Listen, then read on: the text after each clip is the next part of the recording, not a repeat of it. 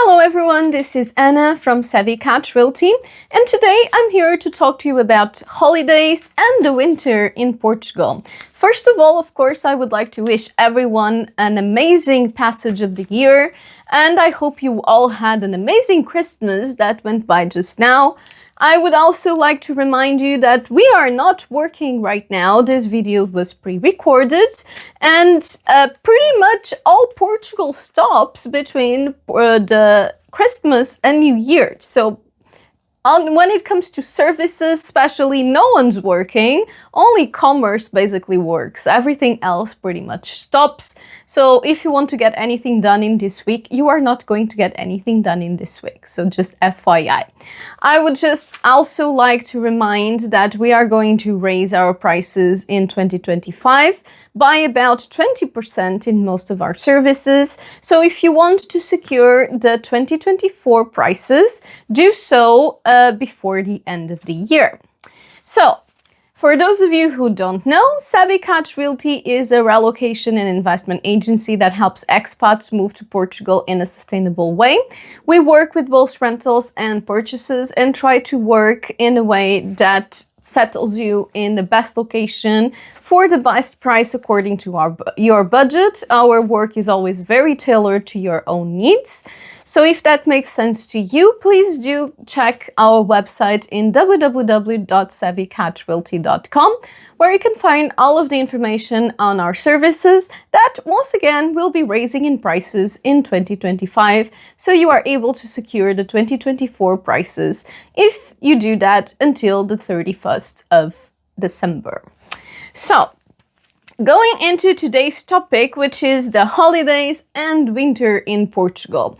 I would like to start maybe with the weather, because it's very often that people come to me just worried about the cold, especially in the north of Portugal. It is very true that you get a lot more rain and a bit colder temperatures in the north compared to the south. However, it's actually not that drastic of the difference. It is definitely the Algarve and the Alentejo are very popular because they get sunny almost all year, and even in the winter you generally have like 15 degrees temperature most of the winter. It generally doesn't go down from 10, and like I say, 300 sunny days of the year. And here in the north, you do get a lot more rain, but you still get sunny days in between the rain, and you generally are able to enjoy a nice day out at least once or twice per week throughout the whole winter. And sometimes even you get whole weeks with nice weather, so it's even often more than that. So do keep in mind that the weather is actually not that terrible here in the north even. However, one of the things here in Portugal is that people don't really like insulation. So there is especially construction before the year 2000, the regulations on insulation, both when it comes to thermic insulation and sound insulation, were pretty much non-existent, which means that most properties, especially old properties, tend to have absolutely terrible insulation. When you are talking about these kind of constructions made between, the 70s, 80s until the 2000s, they tend to just be bad quality. But if you are just earlier than that, then you go into the stone buildings. They are actually extremely sturdy and often better built than the 70s to 20,000s construction. However, the stone buildings are actually too good at insulating. So what happens is the temperature inside basically doesn't change. It can be great in the winter as it basically doesn't heat, but in the summertime where you do want, in the winter time where you do want your house to heat, the house is a lot harder to heat when you are talking about these old stone buildings. So when it comes to Portugal, the thing is the isolation. So often houses are actually not that comfortable. So another thing is that the vast majority of Portuguese houses, especially the ones built before the 2000s, actually don't have neither central heating or aircon installed. The ones after this period do tend to have either one of the two. But another curious thing is that a lot of properties that actually have the air conditioning pre-installed, they don't actually, you have to put in the air conditioning. And most of the Portuguese people often choose not to do that. This is a whole thing. I actually spent years arguing with my mom to get air conditioning in the house in Porto, because she just didn't want to do it. She thought it was an unnecessary expense and so on and so forth. The reality was that she was spending a lot more money using oil heating than she would be spending with modern air conditioning units that are actually very energy efficient. So this year, she finally installed air conditioning here in Porto.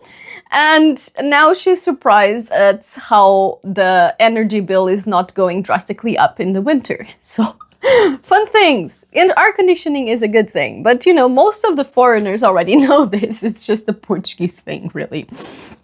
So yeah, this basically gives you an overall of the Portuguese winter situation. Winter in Portugal is not that drastic. Even here in the north, you sometimes get like 5-7 degrees temperatures. It's very, very rare for it to go below that. Only more on the interior and mountain areas you actually get snow, and it's actually pretty rare. The first snow of the year was early December in Serra da Estrela, but it was only like 1 or 2 days and it melted almost instantaneously. And now you are getting snow warnings and the roads closing again, but you never get, you know, actual heavy rain and white Christmases. That's not really something that happens here in Portugal. Even going to Serra da Estrela, you may or may not get snow, and it's not very heavy snow, so you don't get that much of a white Christmas anyway. You mostly get the orvalho and basically the morning ice, and that's about it in most of the locations. So really not that cold, really. But humidity is definitely a whole other issue.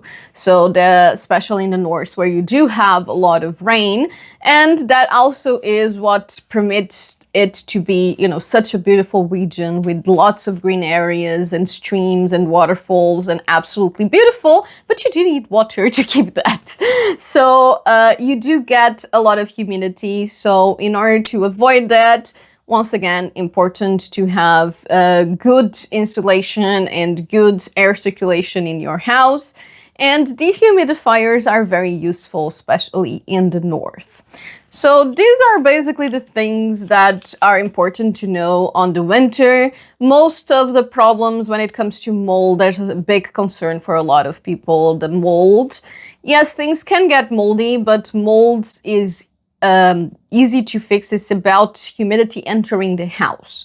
So if you get better insulation and circulate the air relatively often, then you can avoid the mold. And another way to avoid the mold is, of course, having dehumidifiers.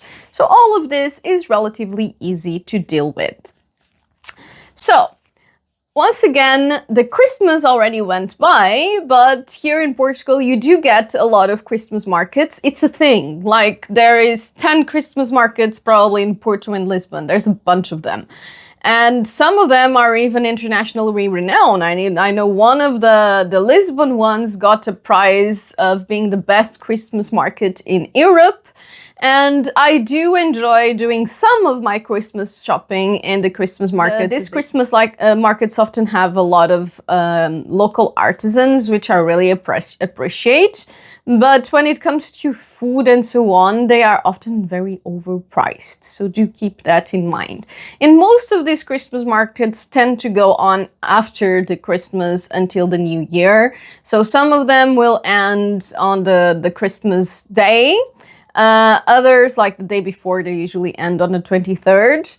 Others will go on until the end of the year and cover the New Year's too. But there's always lots of activities. Another thing that all cities tend to do, especially the main and medium cities, is to have the Christmas lights.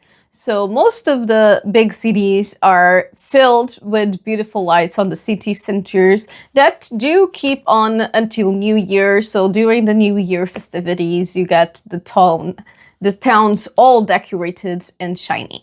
So that's another beautiful thing that happens here.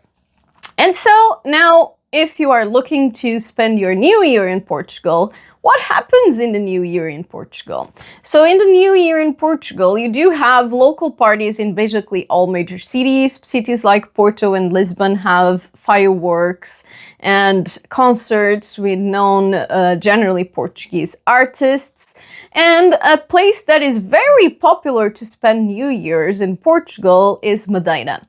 The Madeira Island is known to sell out during New Year because you do get semi-tropical weather, so you get temperatures generally on the 20s, even in the winter time, and they definitely capitalize on that. And being a location very known for tourism, the New Year is a very big thing in Madeira, and it tends to sell out the whole island and to have the huge fireworks shows, and all the hotels put on shows and do have the fancy New Year parties. So Madeira is a very popular New Year destination, both for Portuguese and foreigners.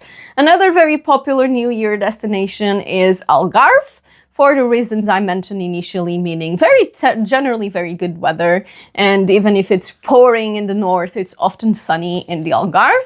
So a lot of Portuguese people go to spend the New Year in Algarve to get some of the blue sky and sometime warmer temperatures. Most of resorts tend to also have a lot of programs, and the local city halls do tend to have their fireworks and concerts. So it's definitely a huge thing, but I do think this is pretty much what happens all around the world, isn't it? But then, of course, you do have the some smaller locations here and there that are popular, but I would say that Portuguese people tend to prefer spending the Christmas at home with their families, and they often go into their village houses and to their roots. I spend my Christmas in my father's village with my aunt's family every year, and we have always a feast of food, even though there's only 4 of us. So, and most Portuguese people do that and go and spend their Christmas at home. But I do think it's more common for people to then go spend New Year's outside. I don't know if that's the case in most other regions, but that's definitely how things work here in Portugal. So once again, I hope you had a wonderful Christmas with your family and friends. I hope you have a wonderful start of the year and a wonderful entrance into 2026. As you know, we are here every week with new videos about Portugal, Portuguese culture, Portuguese cities, and what's going on in Portugal. So if you are interested in that kind of content, do feel free to subscribe. I would also love to hear about your New Year traditions and how things work in your own country. So always happy to read the comments. And so I will see you all in 2026 for the next video. And I hope you have a wonderful start of it. Bye!